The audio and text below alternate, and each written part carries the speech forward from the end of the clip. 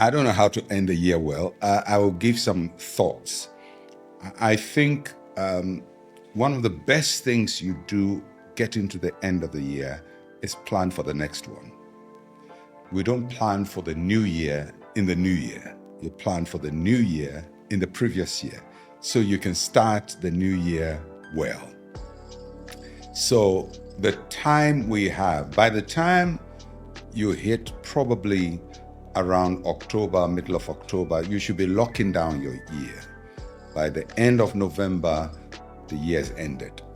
Although we are ending the year, your eye, your vision, your planning should all be set towards the coming year. So the best way to end the year is to begin the new year at the end of the year and start thinking about how to live the next year. Let's model two scenarios. A person who has done very well in the first part of the most part of the year, and then a person who has had challenges. Let's start with the person who has done extremely well. What should he do? As you come to the end of the year, being successful is great, but being successful can also be very difficult because you have to beat yourself. You have to do better. And it's always easier coming from behind to do well than staying ahead and going forward.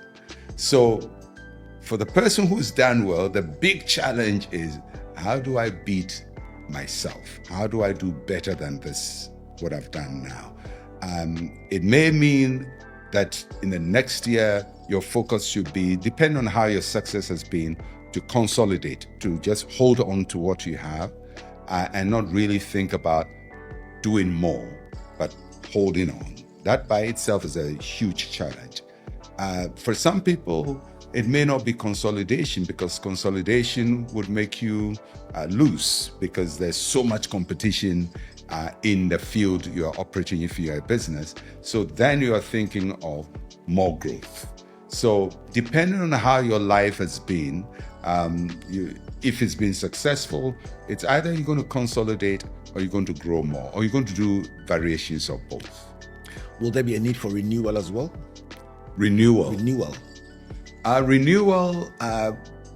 Yes, I would place it within consolidation. It's just trying to stay where you are, be fresh, not stay where you are old, but stay where you are, your strength renewed, your vision renewed, doing things well, doing things better, but just literally staying where you are. Yes, there's room for that.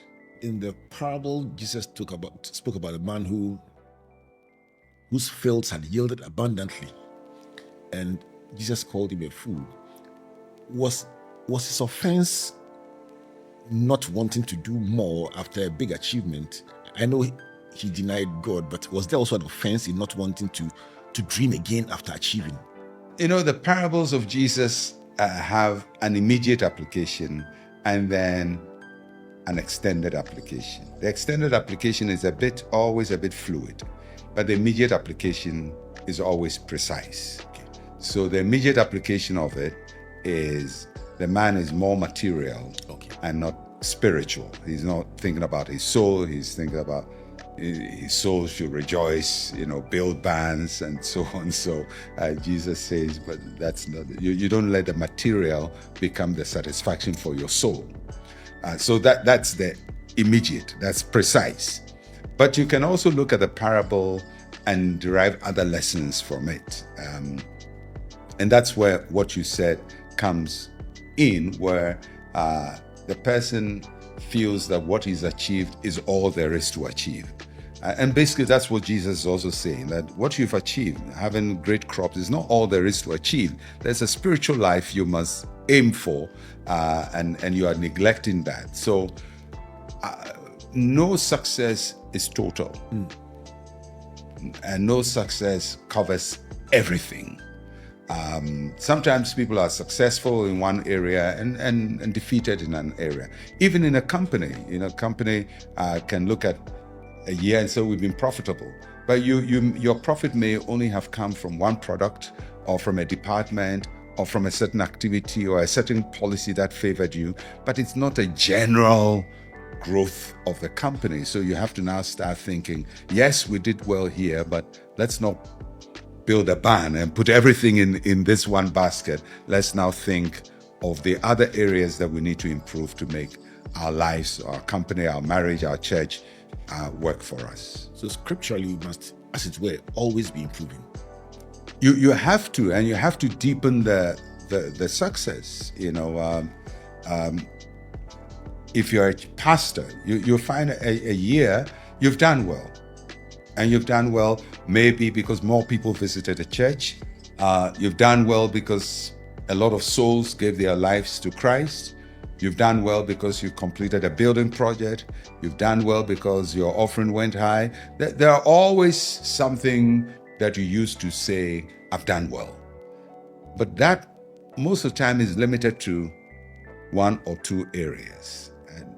But the pastor then should start thinking, what about these areas and that area that I need to do well in? So although I'm happy with what I've done, I need to deepen my success. I need to extend the reach of the success. Doc, from your years of experience, is it possible to have success and not understand what actually gave you the success? And what is the danger in that, in trying to replicate the success the next year? It happens all the time. I mean, sometimes we chance upon something and we do it by mistake. You didn't do it because you intended to, but somehow you did it. But if somebody asks you, how did you do it? You don't know, but you did it. Sometimes it could be environmental because people generally, let's say people want a particular product and you happen to be selling it. And there's an appetite for it because people want that particular product. Of course, you're going to be successful, but it has nothing to do with you. It has to do with the appetite, the demand of the public. So it could be atmospheric and may not be due to you. The question is, can you sustain that atmosphere? What can you do to make people continue desiring it? And that is a big challenge. I mean, depending on whatever you're doing, whether whether it's a marriage and the marriage is doing well because, this was a good year for whatever reason, but can those reasons repeat themselves? And I think for every one of us, we must find out why we succeeded at what we did. And it comes through thinking soberly. What did I do? What did I not do? Who made this happen? Because sometimes you may be the one who is credited with the success, but you know you didn't do it. That somebody else was the success factor for what has happened. So how do you then harness whoever did it? And will that person even be available to help you achieve the success? So there are so many moving parts in this. Must we form a culture of asking ourselves very tough questions? So I believe that, as Socrates said, unexamined life is not worth living. We have to live self-examined lives. We have to constantly put ourselves under a microscope, not in a depressive way where you're always feeling bad about yourself, but in a healthy way where you're always assessing what is happening inside of you, what is happening around you, what is happening to you, what you are responsible for, what you're not responsible for, and trying to determine the things you control, the things you don't control, and how all of that shapes the outcome of your life. Beautiful questions, but also requires a lot of engagement. In Luke 14:28, Jesus talks about sitting down. What does it mean? Well, I mean, he's talking about somebody who wants to build a tower. Yes. And it's very interesting that he didn't say whoever wants to build a farm, but he said a tower, because the image Jesus has in mind in talking about a tower has to do with a stronghold for battle. So there's a huge strategic import in that parable. He's talking about being stressed. Somebody wants to build He's going to war. He wants to build a tower to fight. And he has to build something that can stand against all the onslaught of the enemy. And he says that the person has to first sit. Sit means pause. Don't just have the dream and implement it. You have to take a step back. And then he has to plan whether the resources he has can help him to build his vision, or the resources can help build, but not as to what he's imagining. So if you have resources and they cannot build you a 10-foot tower, they don't try to build a 10-foot tower. You have enough resources to build a 5-foot tower. So build a 5-foot tower and think of how to use that advantageously. Otherwise, Jesus says you start building a 10-foot tower with 5-foot tower resources, and everything is sunk at the foundation, and people look at you and say, this is the guy who started building and couldn't complete. And the net effect is that now you have no defense, you have no protection, you are vulnerable, and the enemy can defeat you. Requires a lot of thinking. A lot of thinking. Let's look at the mercy of God. Lamentations talks about God's mercy. And in the light of somebody who doesn't have that big success you're talking about, it didn't go well for them this year, and they are trying to bounce back, and they are very keen. Let's look at the God's mercy as an enabler for the person trying to pick themselves up. Well, from the passage in Lamentations, it says God's mercies are new every morning. In other words, God gives us a bright opportunity, bright hope for tomorrow. As the song, Great is Thy Faithfulness, states. So every day for the Christian, there's a bright hope for tomorrow. So when God gives us tomorrow, when God gives us a new day, we should seize the moment. And I think for every recovery effort, fundamental to it is honoring the opportunities you have, the opportunity of a new day, opportunity of time, opportunity of a new door. Don't belittle opportunity.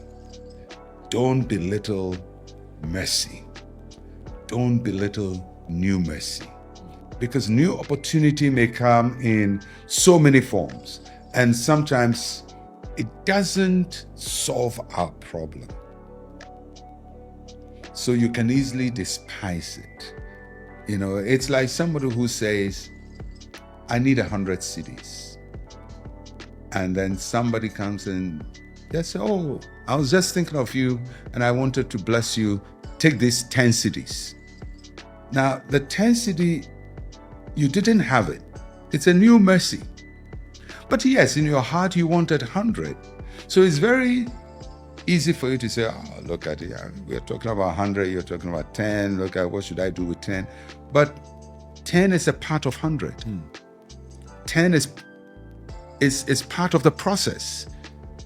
And if you don't appreciate the little opportunities, the new mercies, how are you going to build to solve the big 100 problem? So for everybody who is coming from a setback, having a deep sense of appreciation. For somebody who even says, God bless you. Or somebody who meets you and says, it will be well. It doesn't solve your problem, but it's better for somebody to tell you it will be well than to say you are doomed. So new mercy is that opportunity that comes. It doesn't solve your problem, but it gives you a foothold. It gives you something to start with, and you must recognize it. It may be some new person in your life, a new job you have, doesn't pay all your bills, but it's a new mercy. And if we look at it that way, then we have a sense of gratitude for what we have as we work towards what we don't have. It means that gratitude is a very big enabler for this season of our lives. Gratitude affects our attitude, because gratitude helps you to maintain a positive outlook in a negative circumstance. Gratitude makes you look at something you don't have, but still appreciate what you have.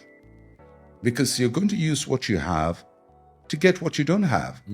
So if you don't appreciate what you have, how are you going to get what you have? Wow. Let's settle on Peter a bit. Great declaration as Zero Philippi following the Lord Jesus Christ. Then he feels he went so badly wrong. The turnaround, what can we learn from Peter about restoration? The interesting thing is Peter didn't do much about his restoration. Jesus did much about Peter's restoration. Peter's words to his fellow apostles is, I go fishing. In other words, I'm done.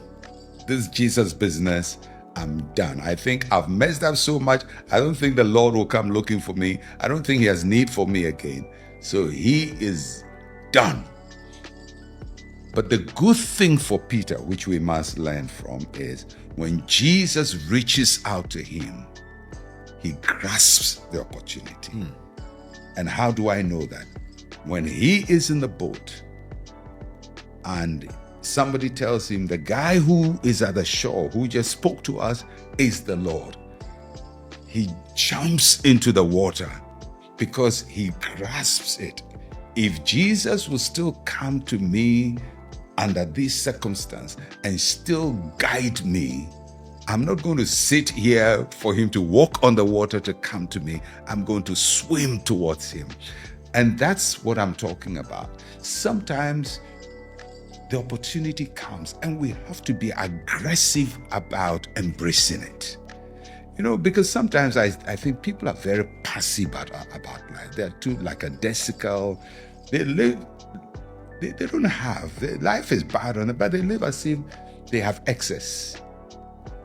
So somebody offers them a job, is this a job? Somebody gives them a little help, what I'm dealing with is bigger than this. But you have zero. You have zero. Somebody is giving you something better than zero, but we treat it as if it's rubbish. And that kind of attitude can be stinking sometimes. And people shun people who are like that. Pretty soon, nobody wants to help you. So part of recovery is learning to seize the opportunities thrown at you. It may not be the most glamorous opportunity, but appreciate it. Be grateful for it. Not just the opportunity, but the person who offers the opportunity. The person who makes it possible for you to have this chance. It's taking a risk on you. And you have to appreciate it. I've said it, that if you have the chance to work, and you work in a place where somebody pays you a salary every month, it may not be enough, but it's one of the most important things to have in life, is to have a certain regularity of salary. I'm not saying it's big, but it's regular. When something is regular, you can plan with it. Predictable. It's predictable. Predictability is so critical for life. So if I know that my needs are 100, my salary only gives me 20% of that, at least I know I don't have to hustle for all the 100. Now I have a predictable 20. What do I do for the rest of the journey? So something about my life has been sorted out for me. And now I have to work out sorting out others. But when you despise the 20, and sometimes people talk about the 20 so disparagingly, and you wonder, but you are zero, you have nothing. So being able to appreciate help, appreciate your place of work, the person who employed you as a shopkeeper, the person who employed you as a barber, the person who employed you as a tailor, the person who employed you to be an accountant, the person who ensures that every month, or the company that ensures that every month, as little as you say it is, you get it. You can't despise that person. And that again takes a grateful. It takes gratitude, and it takes humility and a sobriety of mind. You have to be sober-minded. Nobody's obliged to solve all your problems for you. Nobody's obliged to solve all my problems for me. But if somebody's helping me halfway, I have to be grateful. Let me fast track to Peter on the day of Pentecost. From the small beginnings of grasping small mercies, Peter now stands and speaks, and 3,000 get saved. Will that be the progression of what happens when we, out of our adversity, grasp the small mercies that we get? Can that be the beginning point for something much bigger later? Of course, because he grasps what Jesus offers him. He's there on the day of Pentecost. Otherwise, he would not be in the upper room on the day of Pentecost. He would have missed that. The day the Holy Spirit came, he was there because he grasped the opportunity. And the Holy Spirit comes, empowers him, and then he discovers, I can do this job. I can preach. I can stand up. Although there are mockers around, I can stand up. That same thing he received on the day of Pentecost that takes him to the man at the beautiful gate, and he says, silver and gold have I none, but what I have in the name of Jesus Christ of Nazareth, rise up and walk. But he would have missed that if he had missed Pentecost, and he would have missed Pentecost if he had missed the day of his visitation when Jesus visited him at the beach the second time. So there is a progression of taking just this opportunity, and then the empowerment comes, and then I'm seeing results, and then great things are unfolding in my life. But it starts by accepting the first lifeline that begins to take you one step to the other. Talking Philippians 3:13 and 14 that we studied a bit the last time, Paul spoke about forgetting the things that are behind, which we dealt with quite a bit. And then he talked about reaching forward to the things that are ahead. Then he talked about pressing. Will the pressing be this kind of attitude that you mentioned that involves really engaging things, not flippantly, but very intensely? The word in the Greek that Paul uses for pressing is the same root for where we get the word pressure. Wow. It's almost like beating yourself.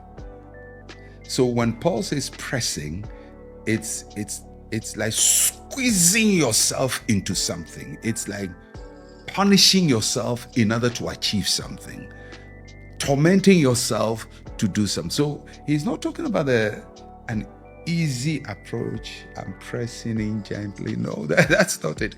He's talking about a certain violent effort you exert on yourself.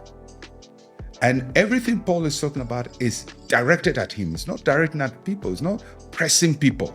It's pressing himself. And why do we need to? Because you have resistance. Life is resisting you. You have to pressurize yourself. If you want to study, you have to study. If you learn to work with a habit, you need to put discipline into it. Life, things don't just happen. Life is a product of discipline. So every recovery effort comes through intense self-pressure. The reason it's difficult is many times we do well when people put us under pressure.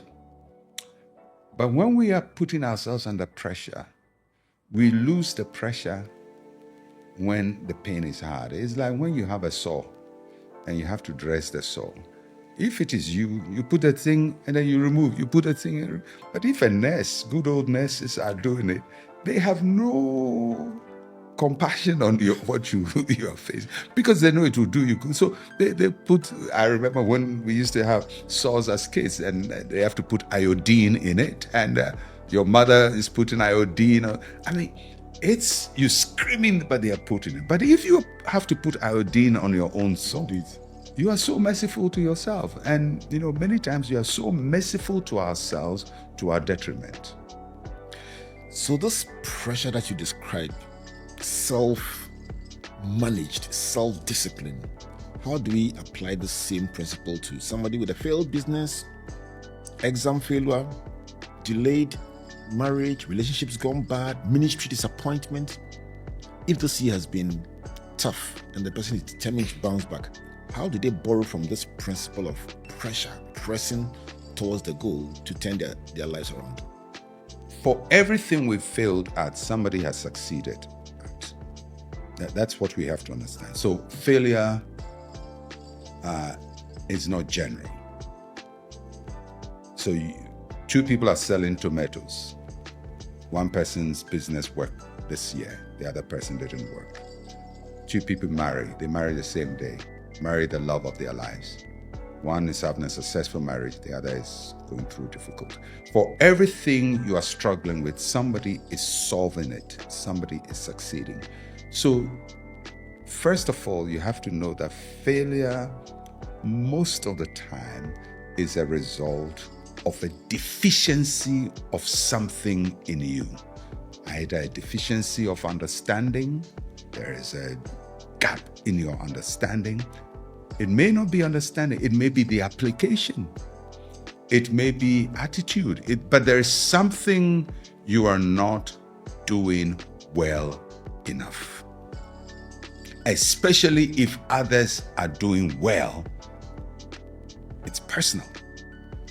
So the pressure you are having to put on yourself is trying to think, look at my best friend. His marriage is doing well. Look at him. We started business, he's doing well. Look at that. What am I doing wrong? Apart from the fact that, except if the person is doing well superficially, or he's doing well because he's bending the rules, or he's doing well because he's deceptive. That's not what I'm talking about. I'm talking about somebody doing well. He's doing well. It's not pretense. It's not fake. It's real. So, what didn't I do right? We don't like asking ourselves that question because it makes us feel lousy about ourselves. We don't want to think that somebody knows better than us, somebody is doing better than us, but that's really the truth. So, being able to put that iodine on your soul, we don't like it. I don't like it. And I think people don't like it because you want to feel that, don't forget this guy, he's just luck. But if it's luck, why did it just work? So it's a certain mental attitude to say, I'm not going to look for easy answers. I think there's something I don't understand. I think there's something I'm not doing right. I think there's something I haven't grasped yet.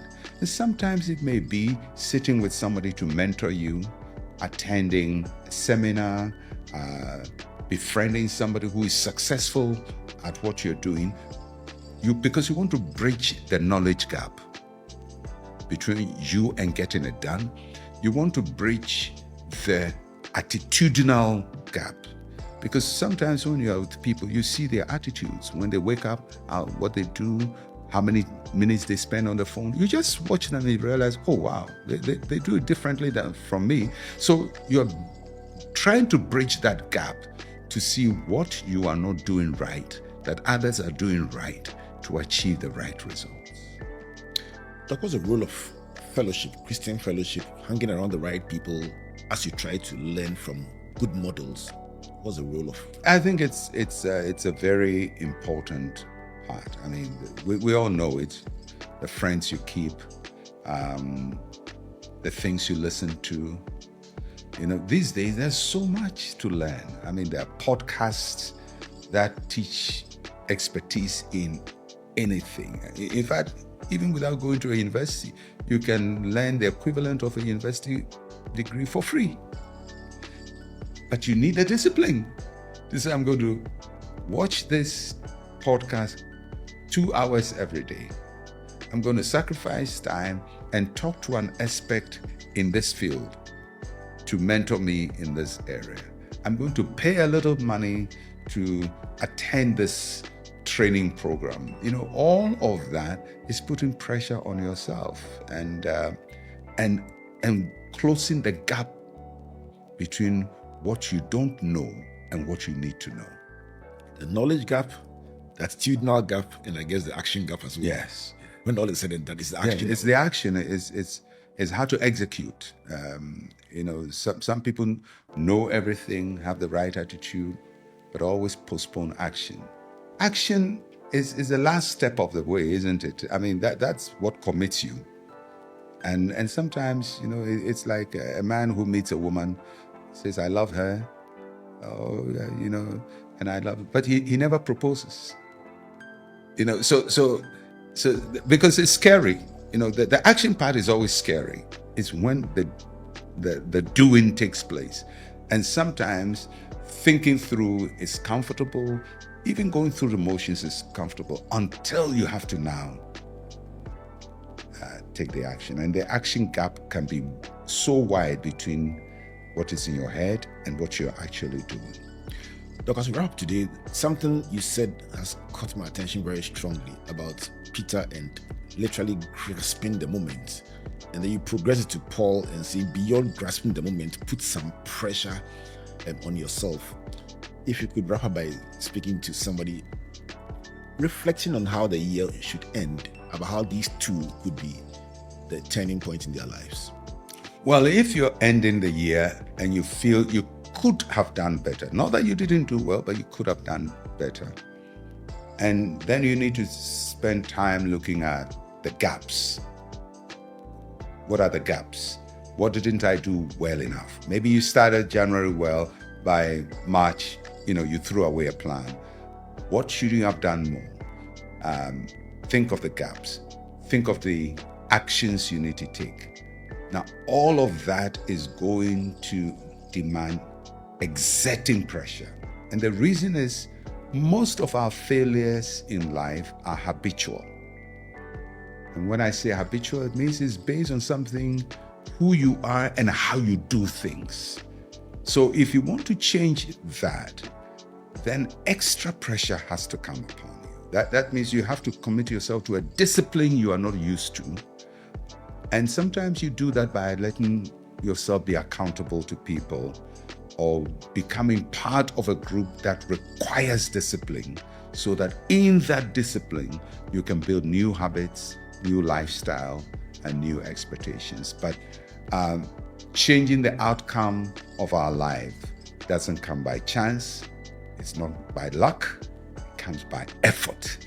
And you are able to put in that effort because you have what it takes to move from where you are to where God wants you to be. And I trust that next year, when you look at your report card, you would have said, I've done better, but I want to do far more than what I have done. That should always be our story. I did well this year, but I want to do better than this year. We believe this video was helpful. Kindly leave your comments below and subscribe to this channel. Thank you.